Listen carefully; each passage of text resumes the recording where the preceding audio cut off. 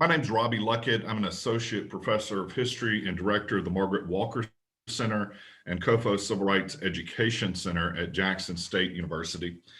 I am conducting this oral history from my home in Jackson, Mississippi via Zoom as part of the Mississippi Arts Commission's Folk Life and the Civil Rights Movement in Mississippi project. Today is Thursday, March 11th, 2021. It is 2:13 p.m. Central Time. I'm joined today by Dr. Doris A. Derby, who is joining this oral history from her home in Atlanta, Georgia. Dr. Derby, do I have your permission to record this oral history? Yes, you do. Great. Dr. Derby, I wonder if we could begin this time with your talking about how your interest in photography began and what led you to carry your camera with you everywhere while in Mississippi in the civil rights movement here. Well, my father was a photographer. He used to take pictures at all of our family gatherings, and he would make them into slides, color slides, and he would show them to our family gatherings the next time after they occurred, whatever they were. My grandparents, they kept scrapbooks of photographs, so they were very visually oriented. As well as my father, I found a letter uh, from my father writing to my mother in 1939, and she had gone to visit her mother in Bangor, Maine, and he was saying that something to the effect that he was thinking about starting a course in photography development, developing photographs, etc. So he was really into it back then in 1939. And so when we were in elementary school, he gave my sister and I brownie cameras. And so we just, it was just something that was a part of our life, both in terms of us having it and in terms of it being an integral part of family uh, ceremonial activities. But more than that, actually, I really, as I was growing up, decided that I wanted to see more Black images in books, in movies, and later on in television. And since they weren't there, I decided that I would be one of the ones that would put them there, that I would continue my father's tradition of capturing images and keeping them in our family scrapbooks and letting other family members see them. But I wanted to do it on a much larger scale. And I realized that there were a lot of people who were not seeing Black images and or documenting images themselves, their images or their family.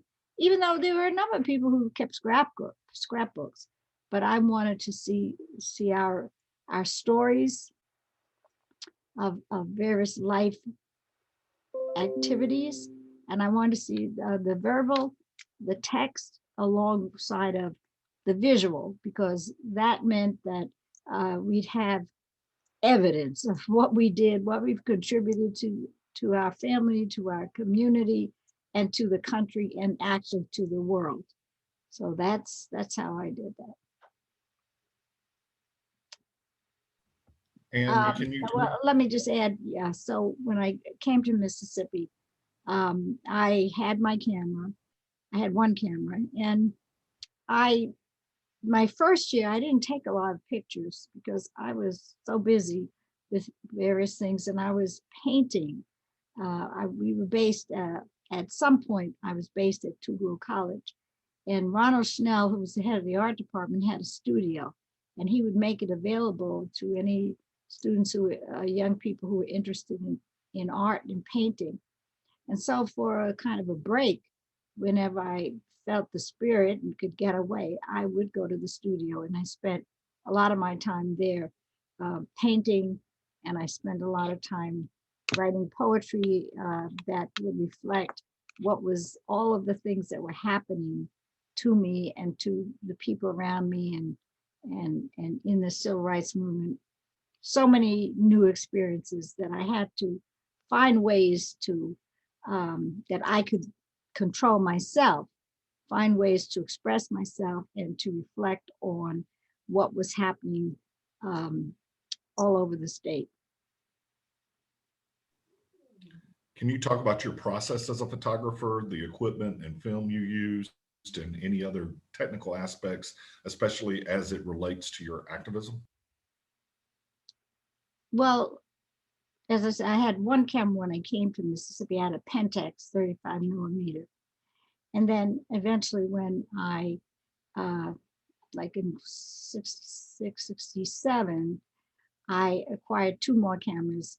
I became a part of a group called, a group called Southern Media Incorporated.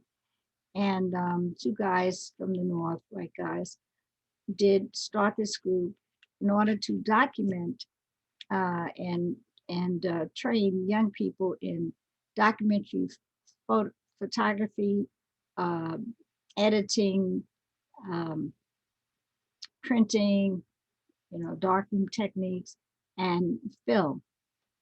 So I just learned all that, and they said that I should have more cameras.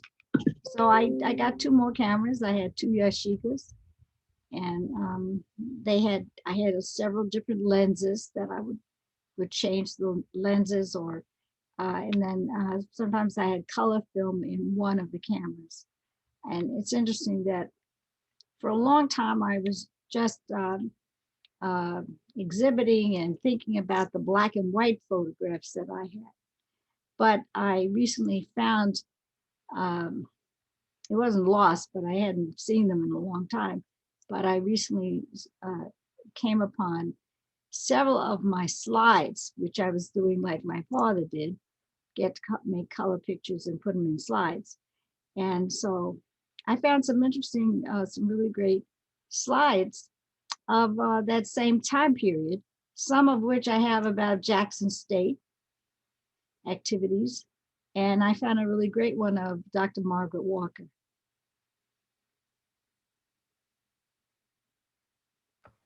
And we'll talk some more about Margaret Walker too in a little bit. I'm wondering if you can describe your experiences planning and participating in the 1964 Mississippi Summer Project, better known as the Freedom Summer or Freedom Summer Project.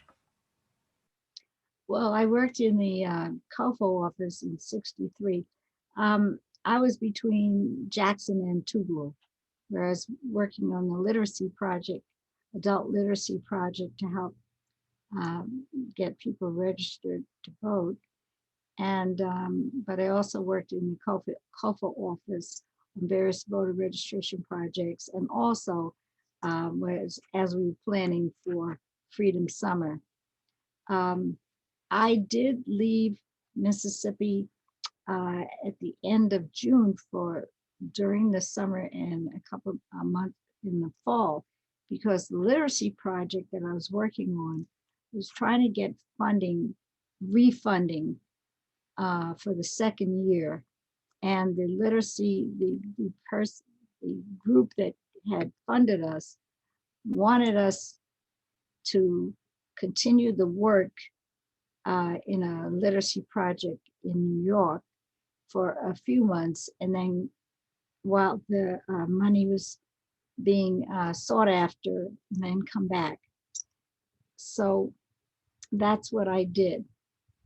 And as it turned out, since the literacy project was primarily targeted towards um, preparing adults for uh, skills to register and to vote, etc.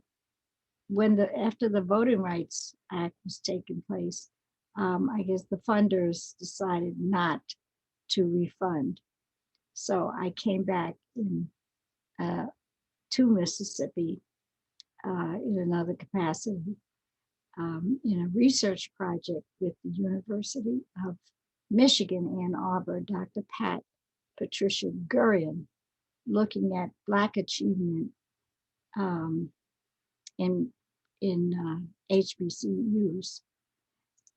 So after that, then that was just it was a short period of time through the spring of '64, and I worked with at that time we did the research in three universities: Tuskegee, Talladega, and Tougaloo.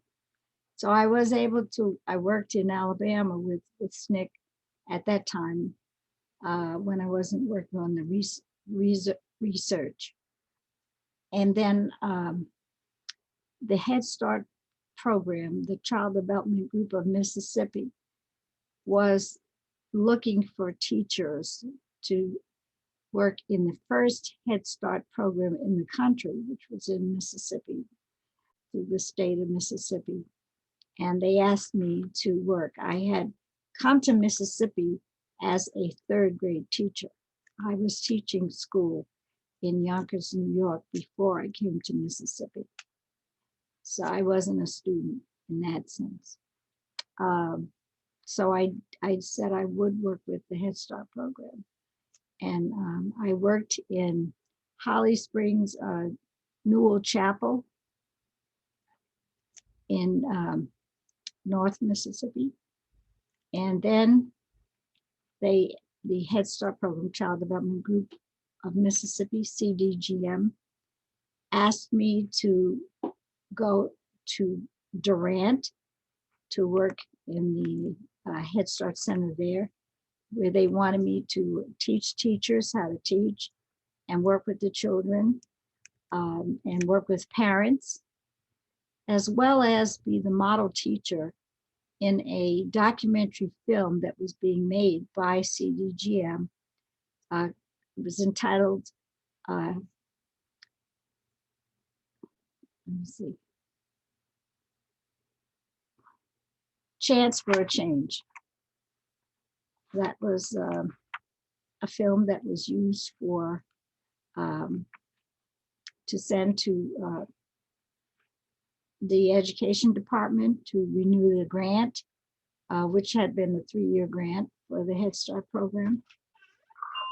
And so I worked with them for some time, and the government did not renew the grant because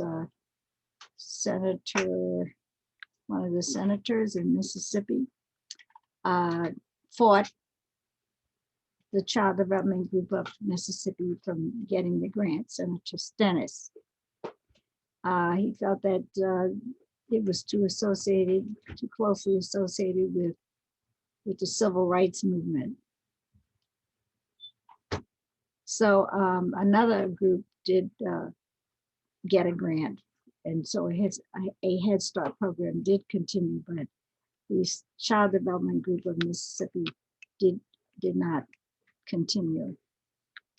There is a book called The Devil Wears Slippery Shoes by Polly Greenberg, which chronicles all of the experiences, etc., of pioneering the Head Start program in Mississippi.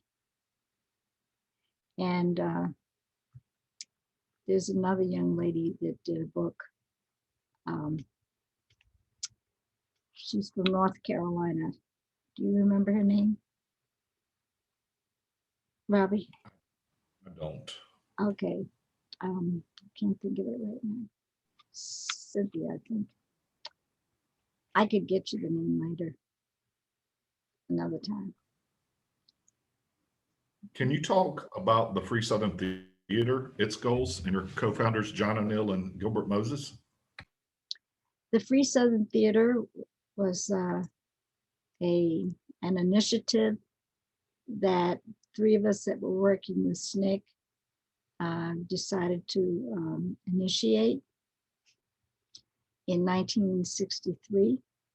John O'Neill and I worked on the literacy project, and Gilbert was editor of the Mississippi Free Press.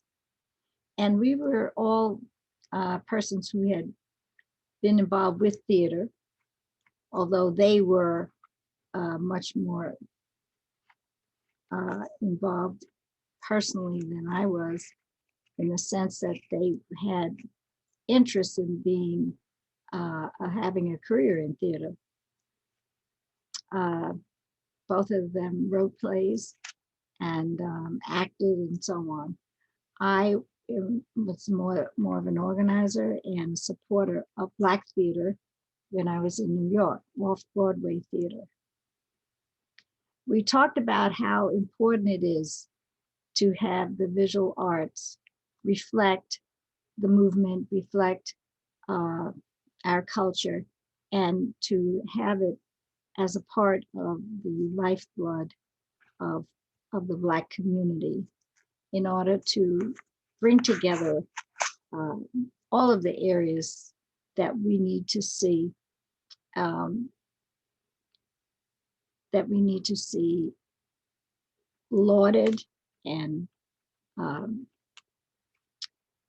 used as educational vehicles and in political involvement for our community, to learn about what really is happening in the Black community, and how we can try to improve and get out of the situation we've been in for so many years.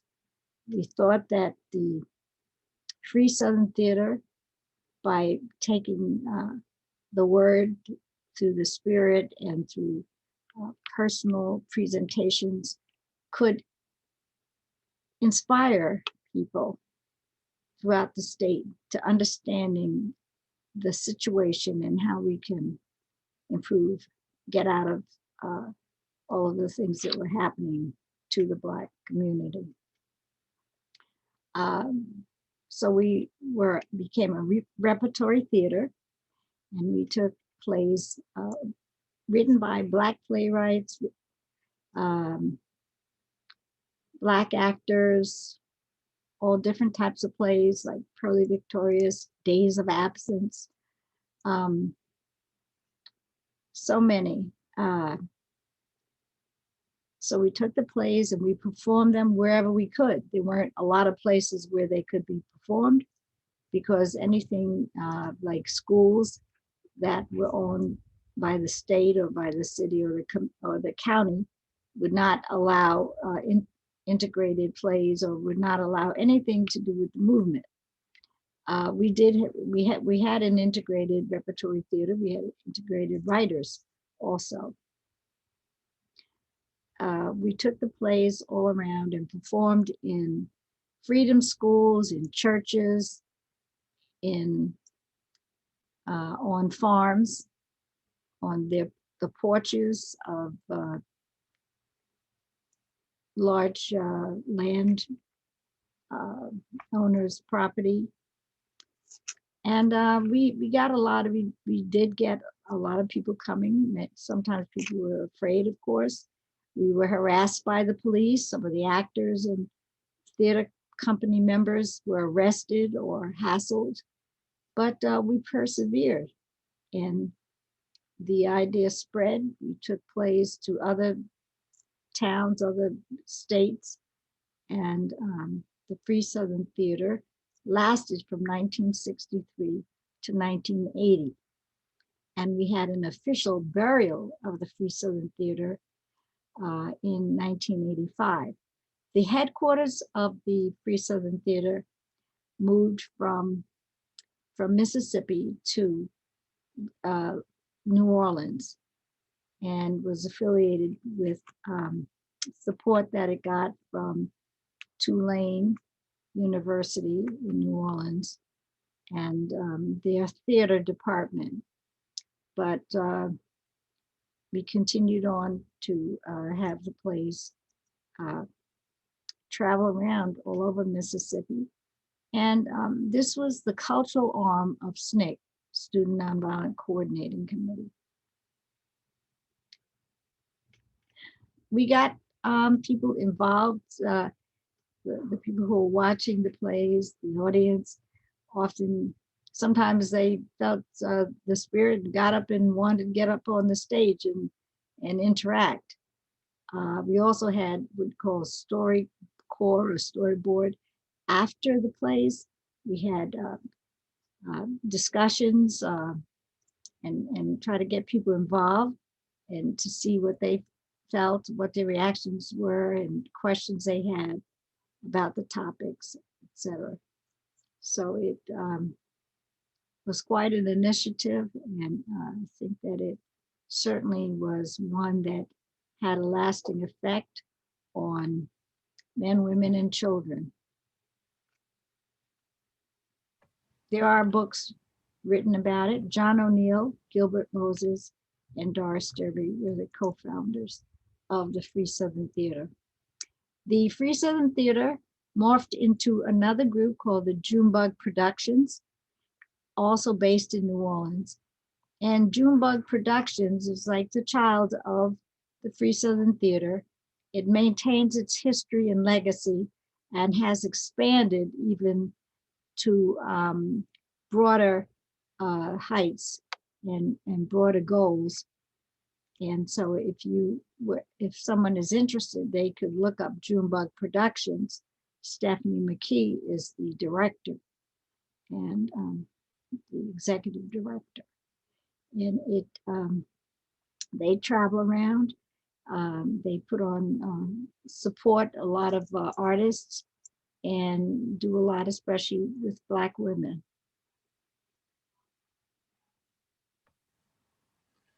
Along a similar line, I'm wondering if you can talk about how you came to know Margaret Walker, who you mentioned earlier, and to join her staff of the Institute for the Study of the History, Life, and Culture of Black People at Jackson State, as seen in this image that I will share here.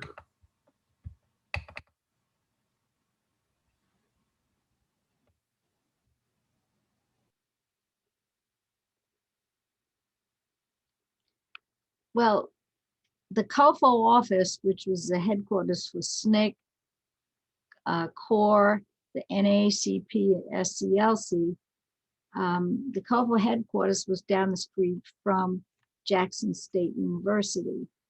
And of course, we're dealing with students and people who were going back and forth between COFO and Jackson State, and the interests and experiences of some of the faculty and staff at Jackson State coincided with mine, and the interests of the group that I started to work with later, which was called the Poor People's Corporation and the Liberty House Handcraft Cooperatives, which we were based in that area also. I had very broad interests of the arts, and coming from New York, I was quite well versed in, acquainted with visual artists, writers, and theater people, actors, because I was very active in groups in New York along those lines. Margaret Walker was a pioneer establishing her institute, and I believe that we had the same goals. Myself personally is what I was interested in terms of an institute that would preserve and exhibit and push the exposure of the Black arts to the community and to the nation. There was Lawrence Jones, who was the head of the art department, who was building his department and working closely with Margaret Walker, Dr. Margaret Walker. And so there were many activities that were being put on at Jackson State that I would participate in or help to initiate. Dr. Walker brought a lot of entertainers um, to the Institute. Sometimes I knew them, and otherwise I would be interested in meeting with them and talking to them. So the art department asked me, the head of the art department asked me to teach it, be an adjunct professor there when Dr. Lawrence Jones had to go out of town to work on his master's degree. And Dr. Margaret Walker asked me to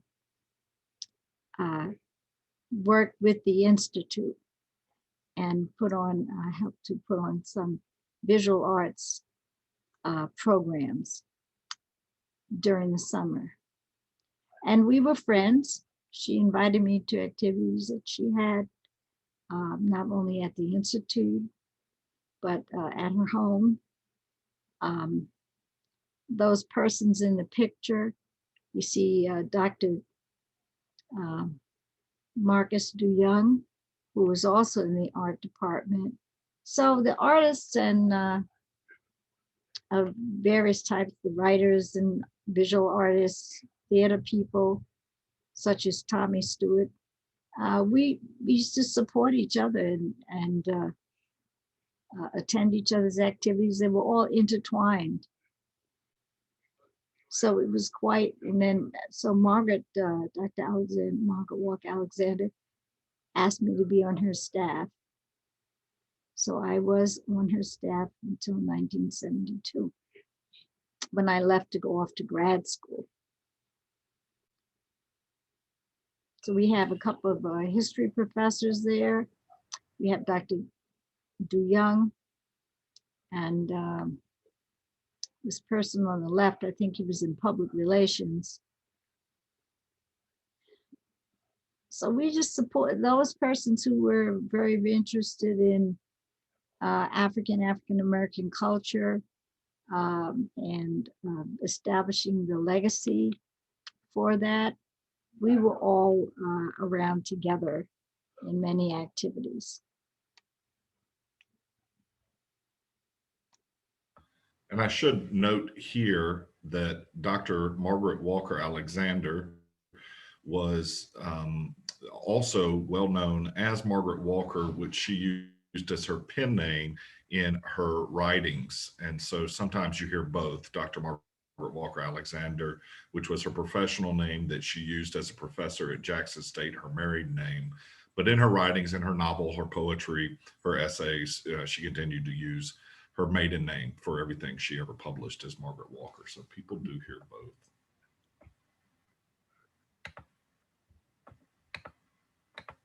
Now, Dr. Derby, you also were there at Jackson State on May 14th, 1970.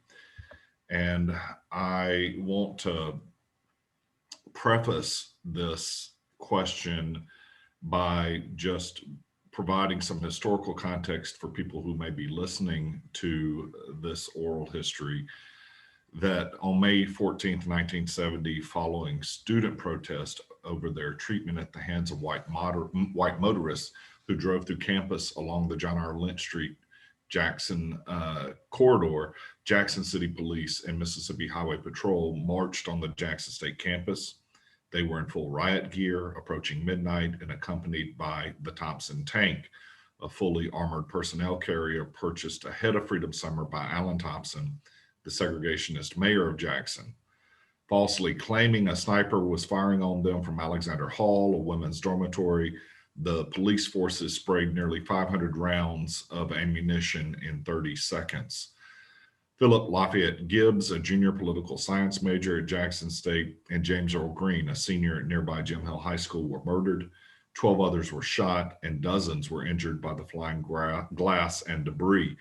No one was ever held responsible for the shootings, and the families and victims lost their civil lawsuit against the city and the state.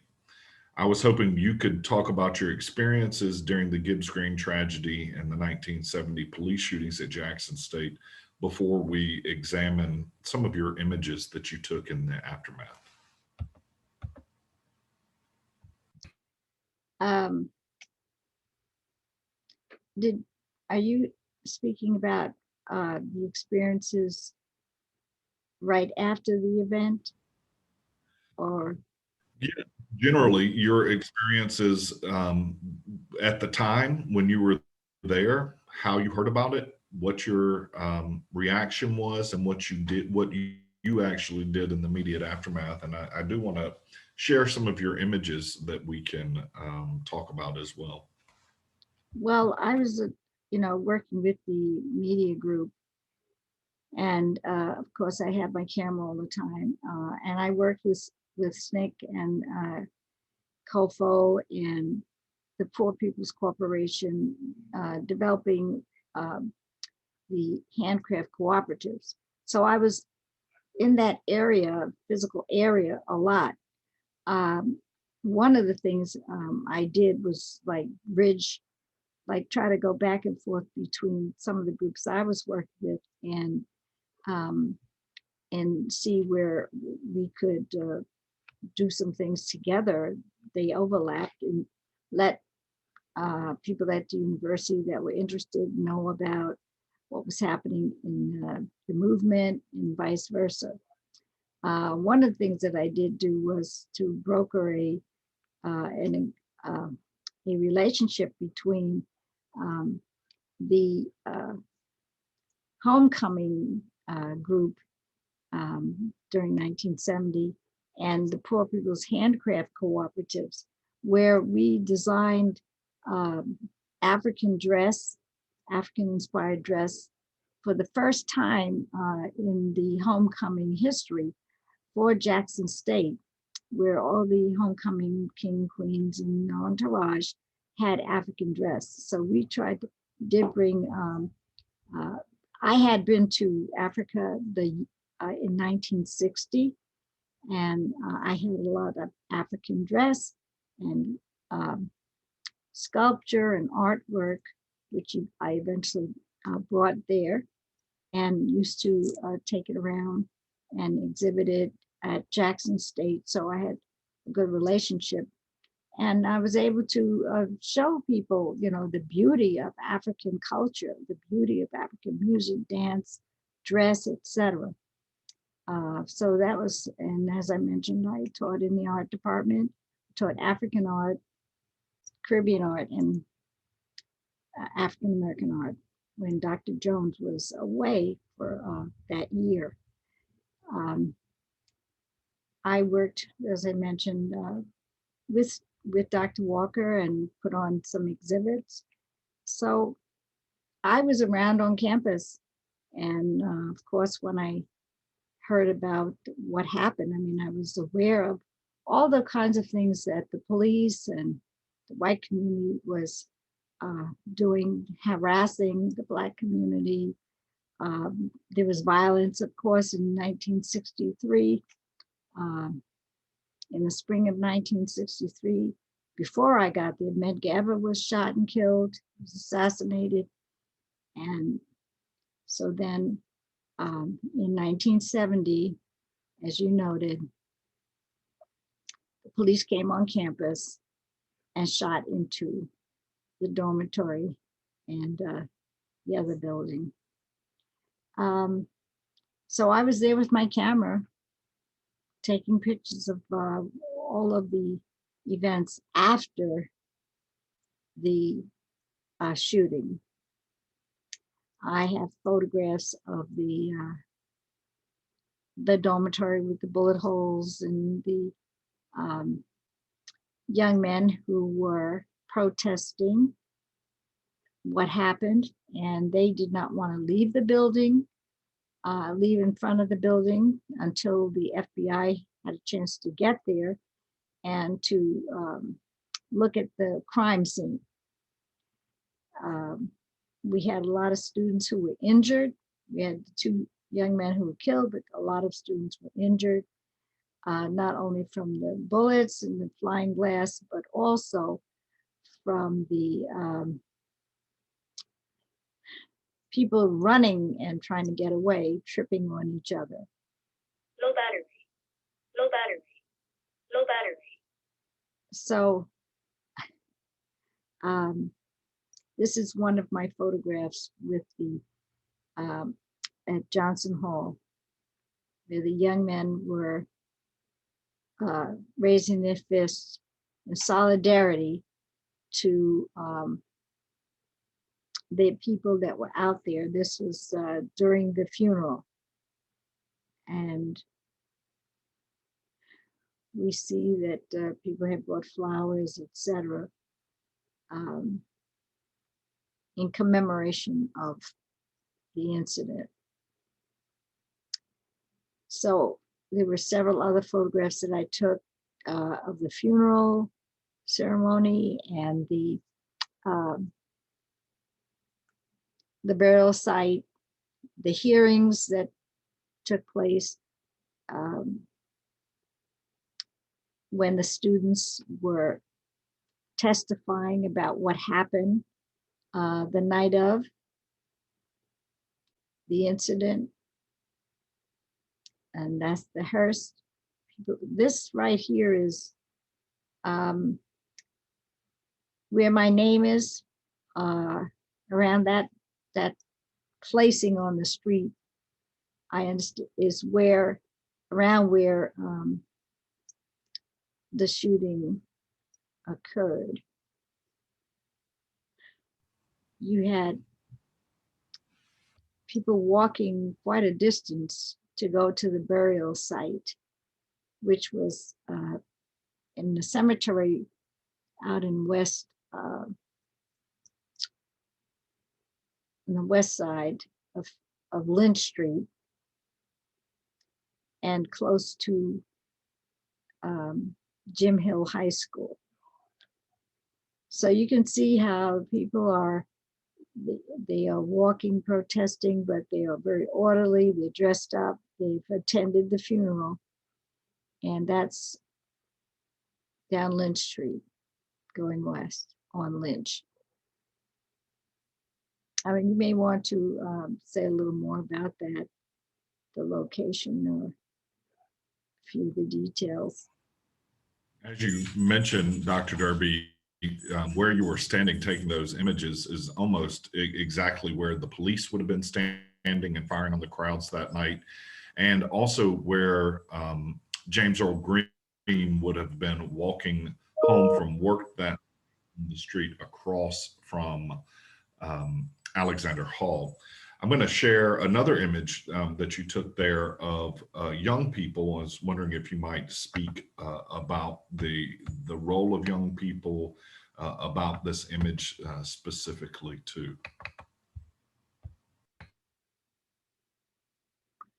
Well, I took a lot of photographs of children because I think it's really it's very important for people to understand how far-reaching incidents like this can have on a person's life, young and old. But young people are, their minds are being formed by the kind of situations that occur around them. They're not reading this, they're experiencing this, and they're feeling it. So the children were on the streets. There are houses that were right there on Lynch Street. You had stores, you had restaurants, all kinds of shops. You had the school, and there was a long walk from the Masonic Temple where the funeral was held. It was a long walk going to the burial site. So there was a lot of children sitting outside of their houses. Who knows if these children even they may have known James Green, who lived right there on that street also. And so I think it's really important to understand how people get influenced by things that happen in their younger years and what they do and how they feel and how they think as adults. So I feel like that incident had a big effect on those kids. And I like to show the reactions of children. Um, I have a lot of pictures of children and their reactions to things that were happening all over Mississippi. And here we have the burial site. Um, and people are saying their last goodbyes to James Green.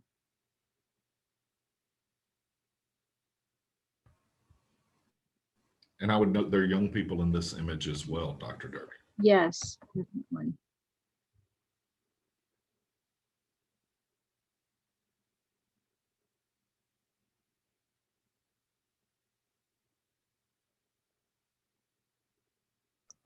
What led you to leave Mississippi and begin graduate school at the University of Illinois?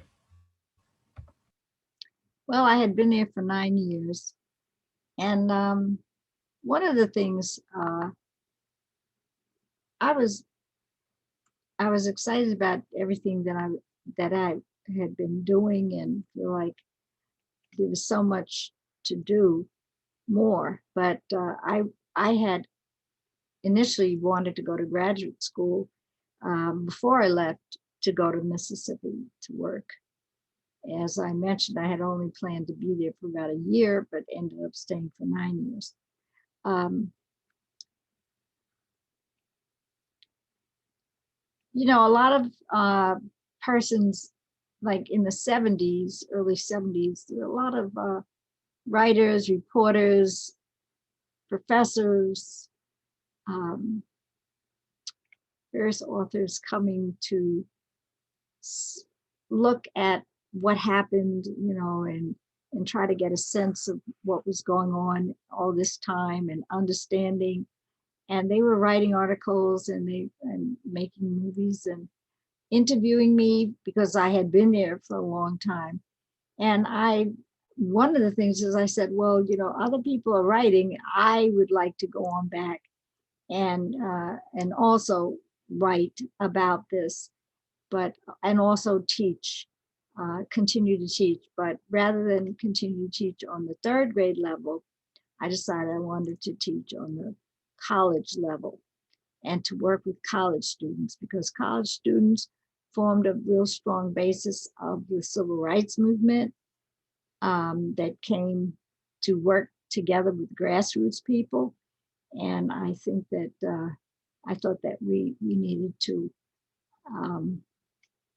continue to I could let a lot of people know what was really going on through my own experiences, through my writing, and through my visual arts, if I were to carry it to another level. So I looked at 3 different universities that I felt had what I wanted to pursue academically.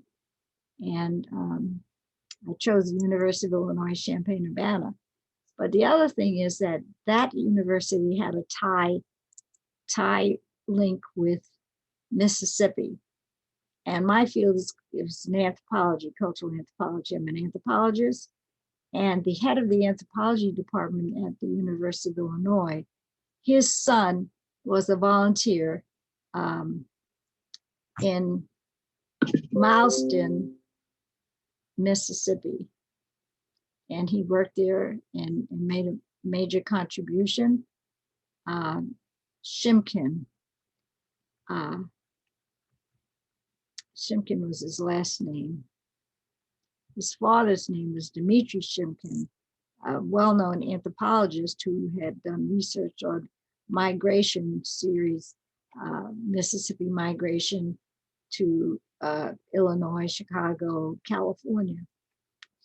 And the University of Illinois, through the Shimkin connection, both the son and the father had arranged for the scholarship of many students from Mississippi to go to undergraduate school at the University of Illinois. And I was able to get a scholarship for graduate school the first year through the anthropology department. So Bill Peltz, who worked with the Free Southern, who worked with the Southern Media, the film project. He was one of the founders, and he was able to help me to get a scholarship there, because he became a professor at the University of Illinois, Champaign-Urbana, a year or two before I left, before I was able to get there. And can you talk about the experience you had in graduate school?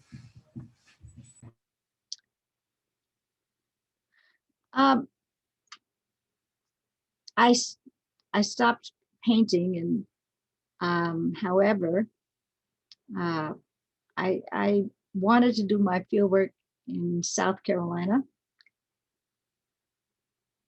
to look at the Gullah community and the African cultural carryovers in America. I also wanted to kind of look at my family heritage, which on my paternal grandfather's side, we came from the Beaufort Jasper County area. And so I wanted to do some research on that.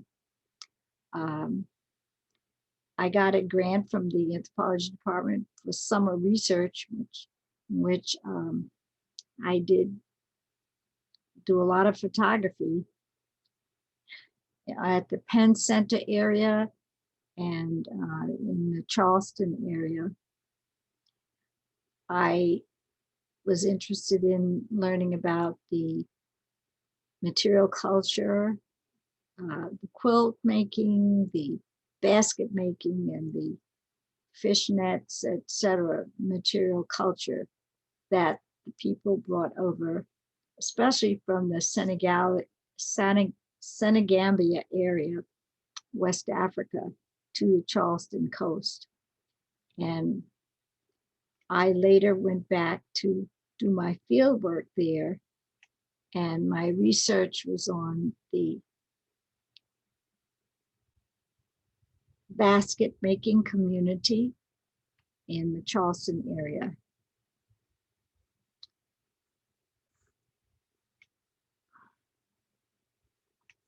So all of the baskets, the designs and technical aspects of the baskets were in the materials were brought over from the Senegambia area. The designs, so many of them can be found or were found in Africa, in Senegal. You see that there was no question about where the culture came from, the artistry, the use of the baskets, and the materials, the raw materials.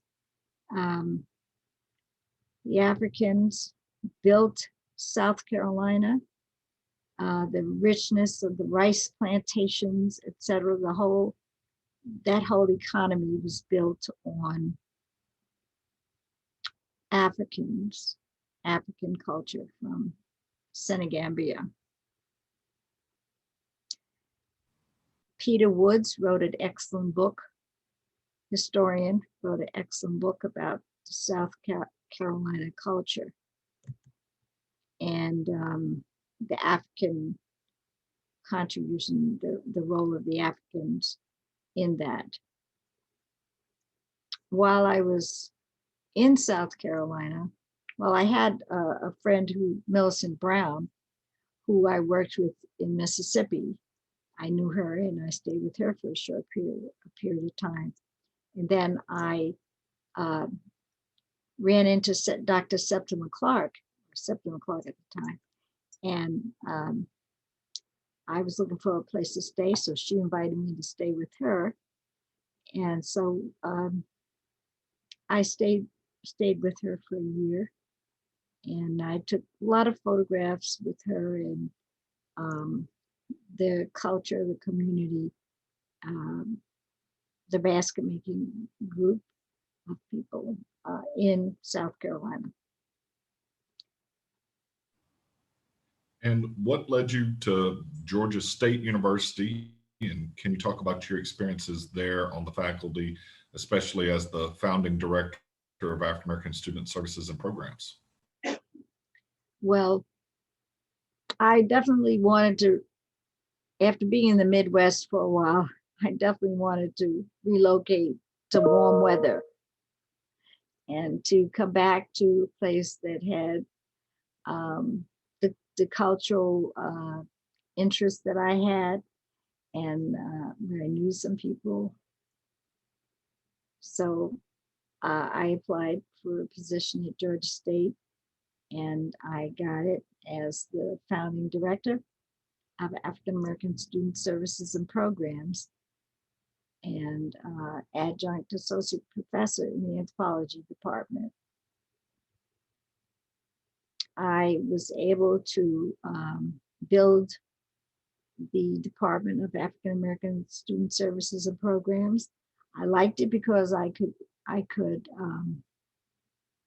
bring together components of the academic and the student services side. I am a multi-faceted oriented person. I see where the arts and the academics and the practical and the political all and the economic are all integrated, interrelated. And to be effective, young people are more or less at times, and they're learning and they are developing, and you have to, it's good if you can be what they need when they need it. And I feel like the department that I built at Georgia State was rather, I'm not there anymore, it's not there the way it was multifaceted, and it was creative, and it was interactive, and could meet the needs of whoever came in the door. We would meet their needs or see what we needed to do to meet their needs, and to develop and be retained and to graduate. That was important. You mentioned arts and activism. I was wondering if you might talk about that a little bit more, and how your academia and activism work together as well. Well, in the position that I had as director, and my budget, I was always trying to see how I could get more of a budget to increase the programmatic purview of the office. And I was able to establish a performing and visual arts council. We put on readers, it was a readers theater. We put on plays. But for a readers theater, we didn't need all the equipment and props and all that. And original plays, and as well as plays by well-known writers were presented. And it integrated the arts. It had music, it had poetry, dance. I was able to establish a film crew that would document what we were doing on campus, what African American cultural activities were going on campus. We had the first Black Film Festival the year before I left. We established the first Black Film Festival with entries by 50 students and alumni. We established an outstanding record of graduation of African-American students. When I left and retired in 2012, the diverse issues in higher education reported that Georgia State University was the top presenter of undergraduate degrees to African-American students. A lot of hands contributed to that, but I know that our office had a lot to do with it. Students, I was able to hire many students in my department as graduate assistants and work study students. Whenever there was, each year, our dean would, by October, would say that if other department staff did not use their work study students, somebody else could get it. And so I was always there trying to see so that our students could be employed. Because a lot of times students would get work study and they didn't know how to get a job to pursue that.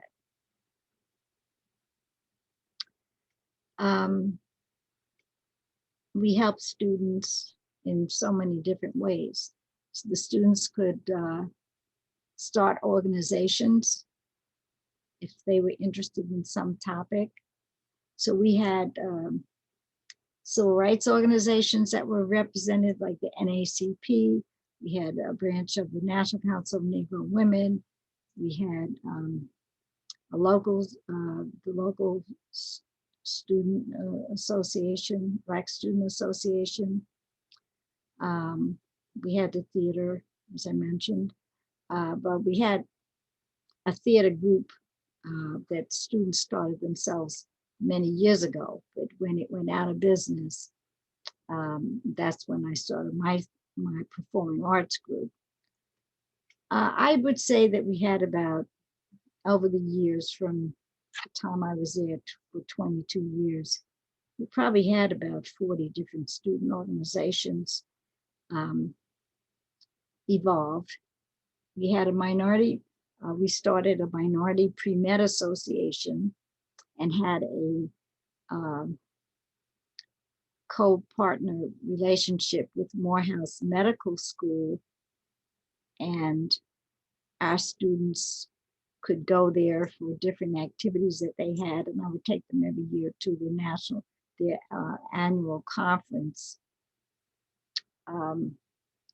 And I just received something from someone the other day from the minority pre-med.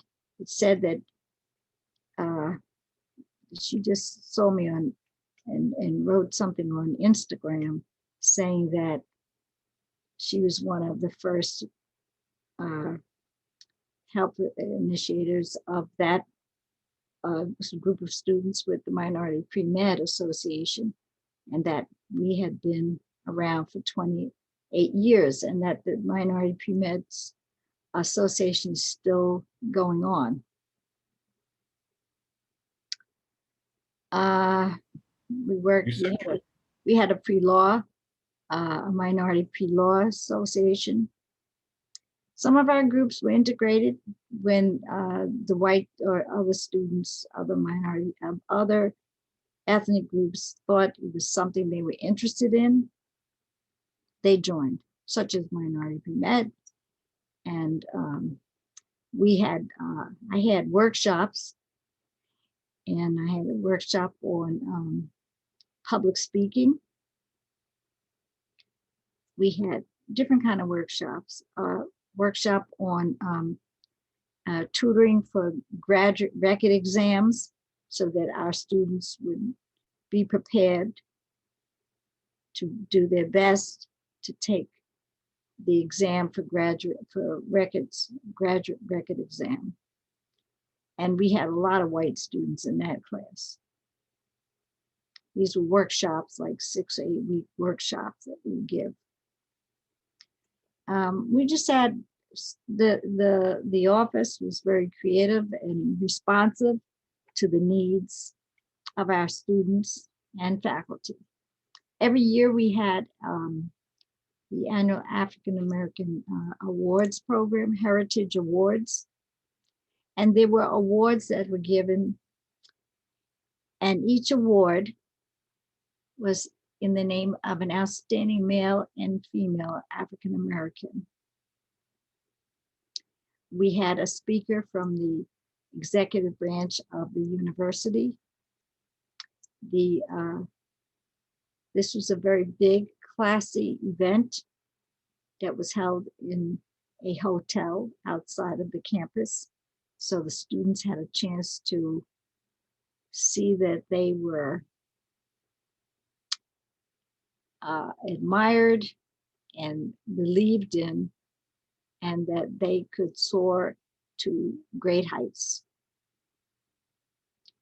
I have a student, a former student, who called me about 2 weeks ago, and said, and he said he graduated in 2002, and he's in North Carolina, and he said he thought about Women's History Month, and that he's a professor over at North Carolina State, and he said that they were going to put on a women's history honoring program, awards honoring, and that they wanted to, and he wanted to honor me in this program at the end of March for what I had done.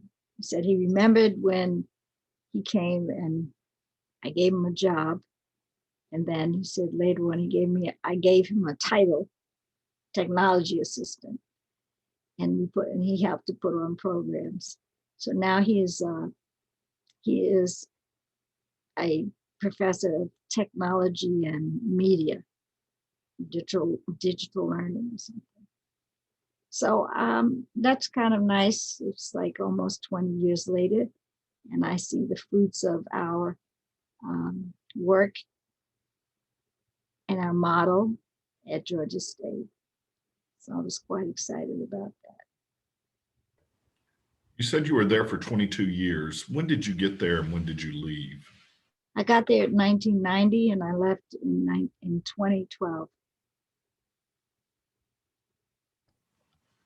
Can you tell us about your home life and family life as an adult? Well, since I came to Georgia State, I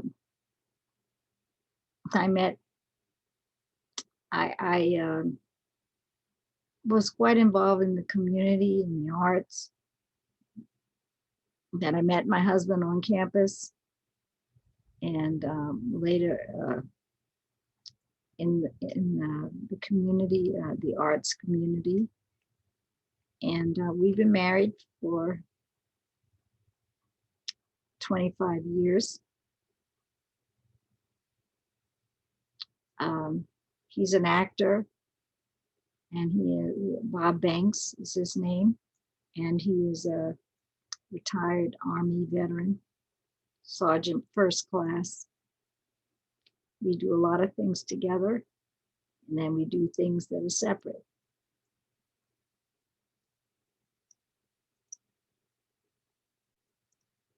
So we are enjoying life, and we have friends, a lot of friends here, and people looking out for us. We're getting up there in age, but we still like to do things and still like to perform in whatever way we can. And my husband was in an episode of Queen Sugar I guess last year. He was in a number of movies, which people can look at IMDb to see the different films that he's been in.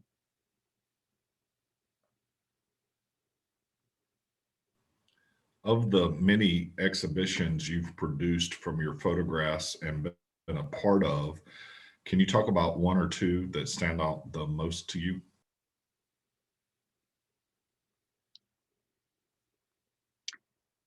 I especially like, I'll say well, I like all my exhibits. I spend a long period of time doing my one-woman shows. As you know, Jackson State has had, I think, about 5 of my exhibits, one-woman shows. Thank you very much, Margaret Walker Institute and Dr. Robbie Luckett. I really like the women in the civil rights movement exhibit that I put together, because I have photographs of women that are from all over. A lot of them are from Mississippi, my work in Mississippi, but there is movement between people outside of Mississippi that came to Mississippi and people from Mississippi that went outside of Mississippi. And the movement, the civil rights struggle in the 60s and 70s is fluid, people going back and forth. And I went back and forth from the South to the North and took a lot of photographs. And so I have some people who are unknown, well-known, not so known, all of whom came together at various times to make the movement results what they were. And that's what we have to do. We have to work together in various ages, backgrounds, and so on. Now, the second exhibit that I really liked was the one on Farish Street.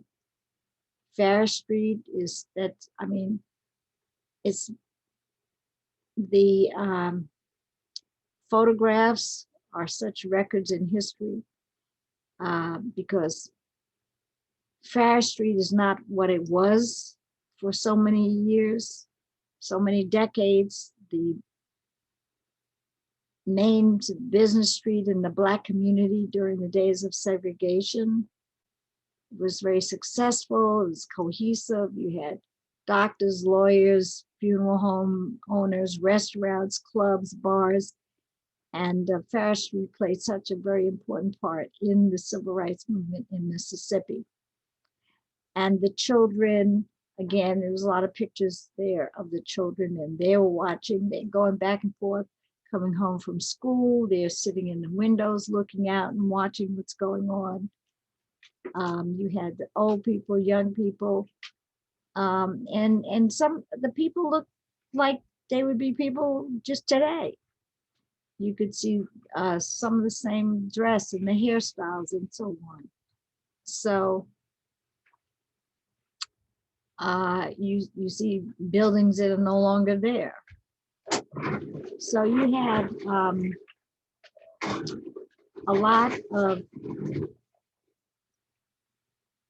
of history, so much history there. You have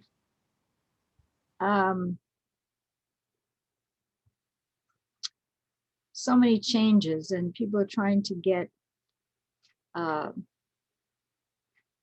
Fair Street built up again.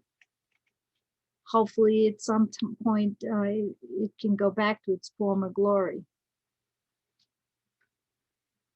I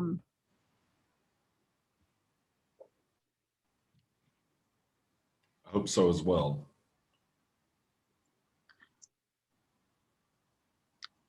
So, You similarly had many honors, and I'm wondering what are some of the ones that stand out most to you? one honor that I had, well,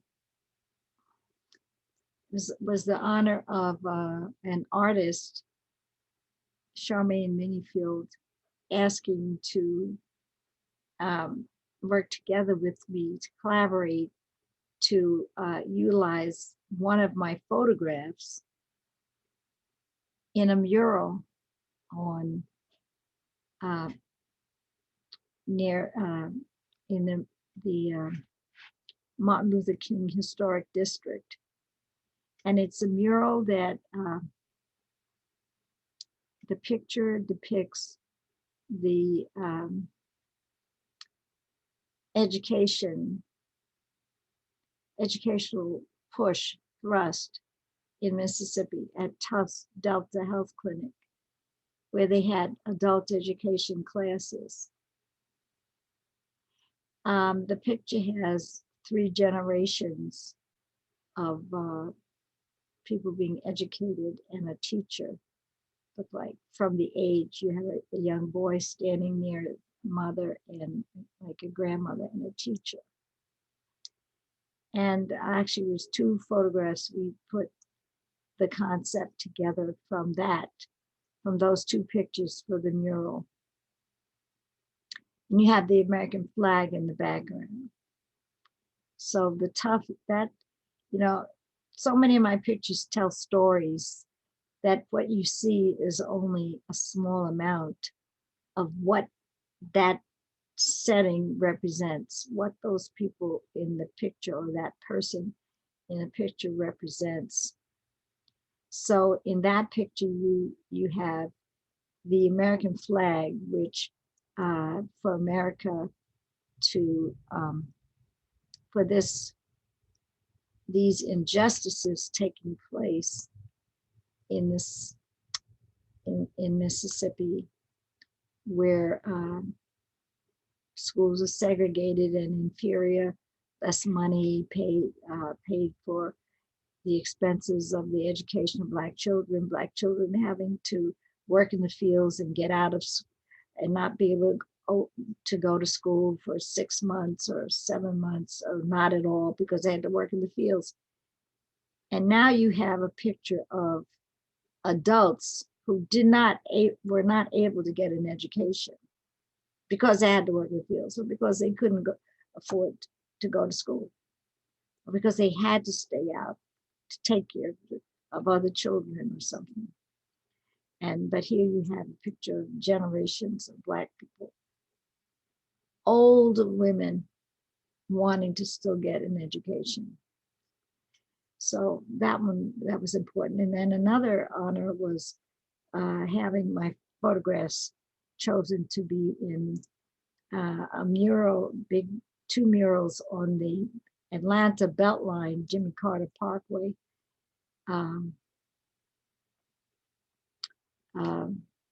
had 22 images of people women in the civil rights movement in this large mural on the Beltline. 2 large murals. It was 2 murals. So another honor that I got, of course, is from the Martin Luther King People's Awards from Jackson State and the Margaret Walker Center, which was really very nice. That was this year, along with Dave Dennis, who also worked at COFO in charge of CORE, and Dave Dennis's son, who teaches at Morehouse. I had gotten the Georgia Humanities Award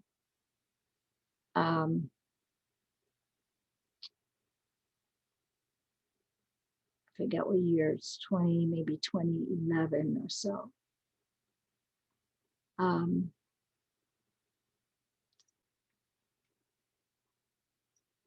I got an award, well, this award coming up, that'll be nice because it's a former student who's now a professor and who looked back to see what kind of impact I had on his life and what he does now. And he thought about it. And that was really nice.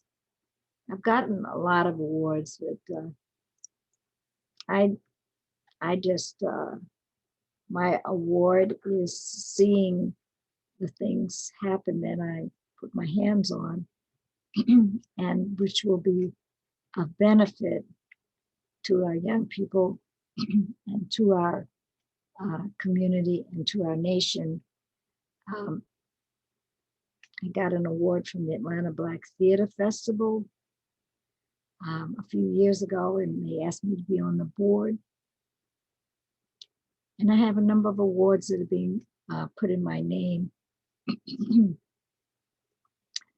I am initiating a few, but there are a number of other persons and 8 organizations that are putting awards in my name.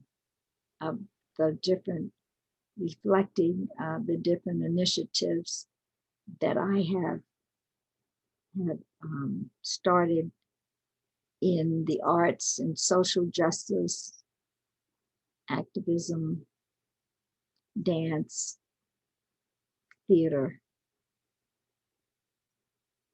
And I have to give honor to my ancestors and the influence that they had on me as a young child to go forth and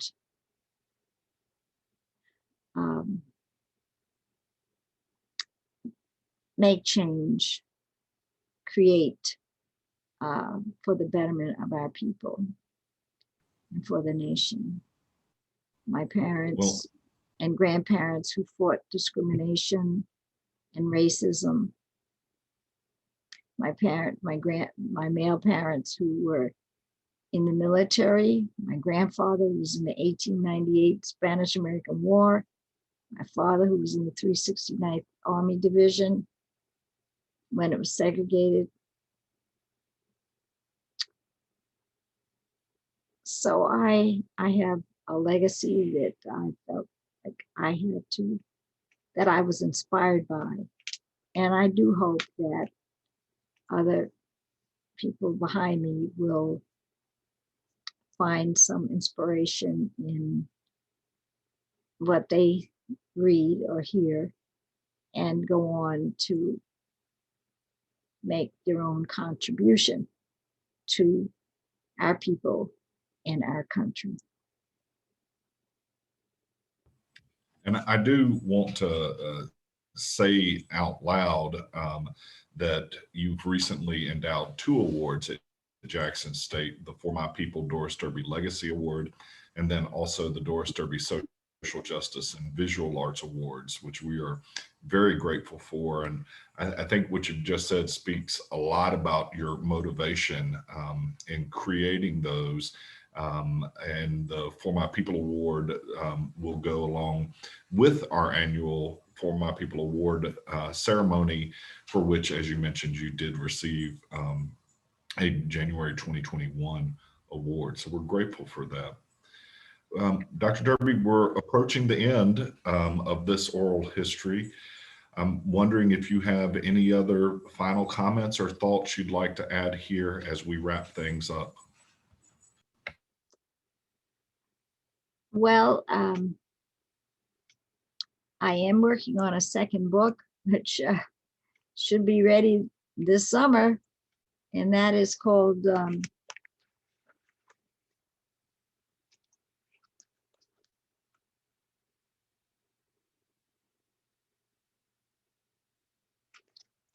Patchwork: Paintings, Poetry, and Prose, Art and Activism in the Civil Rights Movement, 1960 to 1972. So it has, as I mentioned, paintings, poetry, and prose, but it has listings of the freedom songs, which are paired with my paintings. And I have listings of several of the organizations that were active in Mississippi in the Civil Rights Movement. So it's a visual and textual history. It's not a regular kind of a book. There's a lot of information about my family history. There are write-ups, reviews by professors such as Jerry Ward and Professor Leah Bascom from Georgia State University, Kevin Sipp, who works with the City of Atlanta arts community, and Randall Burkett, who was the archivist, African American archivist at Emory University, and Kim McMillan, who I was on her doctoral committee, and we worked together, or she put on the big conference on the Black Arts Movement South, and I got to know her quite well, and she of me. And I have a quite an extensive bibliography in the back of the book of my publications and publications with my work in it. And I have photographs. It's kind of an autobiographical book because I have a lot of photographs of my family. I'm very proud of them, and I want people to see how important family is. So there's that book in my first book, which is called Poetography. And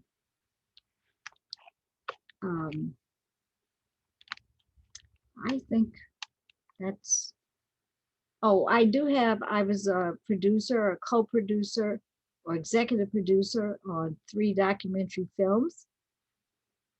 One is by David Shulman, called Dirt and Deeds in Mississippi. The second one is called Maestrina da Favela by Fulani Africa. It takes place in Brazil and looks at the children, the street children, and how a young Brazilian girl from the favelas was able to start a street band to help the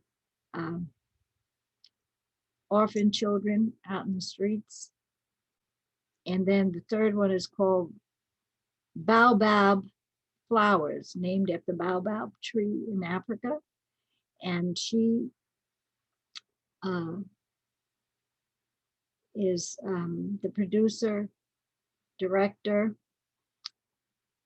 Gabriella Watson.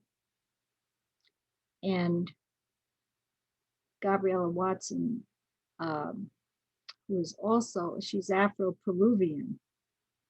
And her film looks at a comparison between an African-American teacher in Philadelphia, low-income neighborhood, and African-American, an Afro-Brazilian teacher in Brazil, and how they use their teaching methods and their use of cultural pride, African cultural pride, that helps with their them to be successful with their teaching. Gabriella Watson, Fulani Africa, and David Shulman. And I was an executive producer or co-producer on each of those films. So although we weren't able to produce a lot of films with Southern Media, we did more with the still photography. I wanted to help young filmmakers, well, David is older, to be able to get their films out, especially when they were very, very significant to things that I had been working on.